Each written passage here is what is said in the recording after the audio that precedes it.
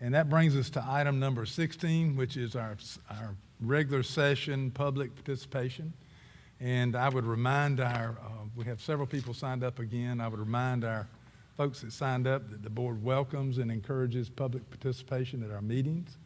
And we ask that you to adhere to the procedures and decorum provided in board policy BEDH, public participation at meetings. Your comments will be limited to 3 minutes, and Dr. Harris will be keeping time as your time winds down, he'll hold up a card. And questions asked during public participation will be handled in accordance with board policy BEDH. Once again, I will remind you that the full policy part of that reminds us that questions that would inappropriately identify a student or family will not be addressed, and matters pertaining to protected personnel records will also not be addressed. And anything that would demean a board member, a staff member, an administrator will also not be part of the process here tonight. And with that, I would say that we have 2 people again signed up, and the first person is Samantha Morton. Ms. Morton.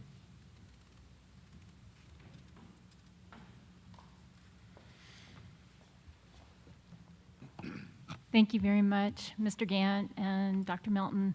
I'm here as a concerned parent with actually a group of parents I'm representing with some concerns, perfect timing with all the accolades that our schools have gotten tonight, specifically Spring Hill.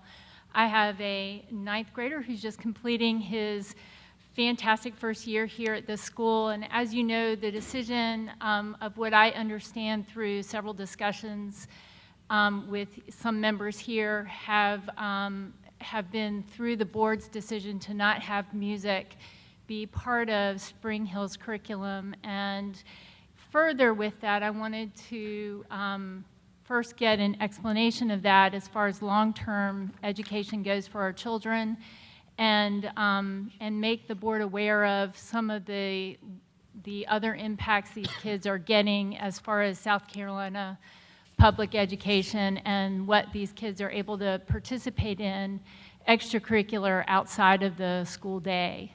Notably, regional and all-state type of orchestra and band.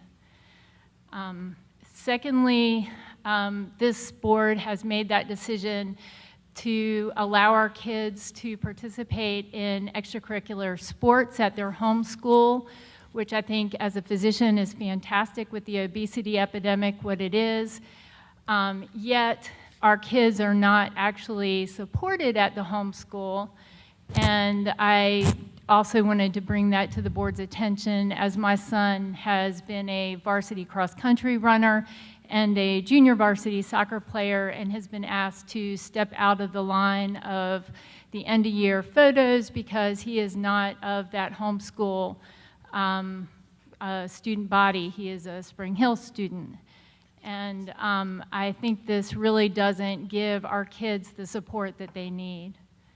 And so I would really just like to kind of bring those issues up and get some explanation as to whether or not a school like Spring Hill that does emphasize a lot of individual talents, including having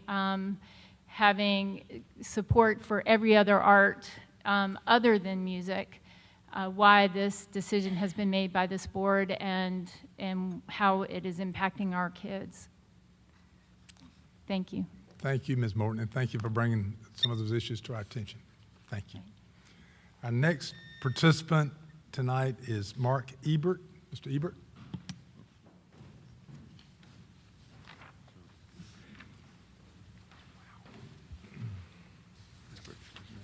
Thank you. I was fascinated by the discussion on the enrollment freeze, and I'd like to comment on that, although it's a moot point. I've shared with you guys my analysis of the enrollment situation. We are not at capacity. We're not even close to capacity. We've frozen enrollment at 2 schools, and instead of rezoning to the east, we've decided to spend $25 million to build a new school in the far western part of the district.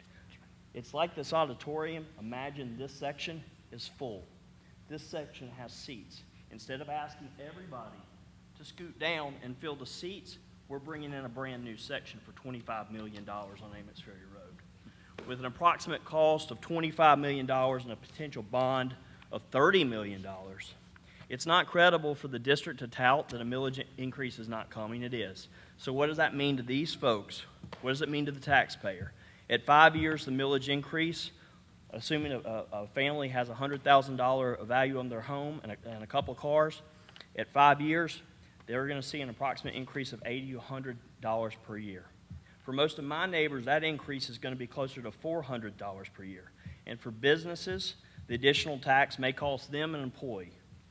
So regardless of your tax bracket, some of these families are saving for college, some are on fixed incomes, some are trying to enjoy retirement. This tax that will come with the millage is going to have an impact on our community. Some of the business owners out there are desperate to add help, and when they're paying $20,000 in taxes, it's going to have an impact. Let's discuss the construction cost for the Amex Ferry Road School. At $24 million, the guaranteed maximum price is $50 per square foot higher than the national median price. We've already paid 3 times the market value for the land. And I will put this question to the board in an email. Why do we need a facility with construction costs so high when we can use that money for the rest of our school systems on badly needed projects such as safety? Finally, my daughter just went to Chapin Prom. It wasn't inexpensive, so she had to buy a dress. I didn't dare send her out with my credit card or a blank check. We discussed a budget and a firm limit. Yet this seems to be the way we are moving forward. Since the guaranteed maximum price from the construction manager at risk has not been established, this board should wait until the guaranteed maximum price has been produced and agreed upon before it approves the payoff period. Only then will the taxpayer truly know the true cost of the millage that will be accessed to him or her. This will instill trust in this board, which is badly needed, and the transparency the taxpayers deserve. Thank you. Thank you, Mr. Ebert. That will conclude our public participation of our regular meeting. And it takes us to our action agenda tonight, and item number 17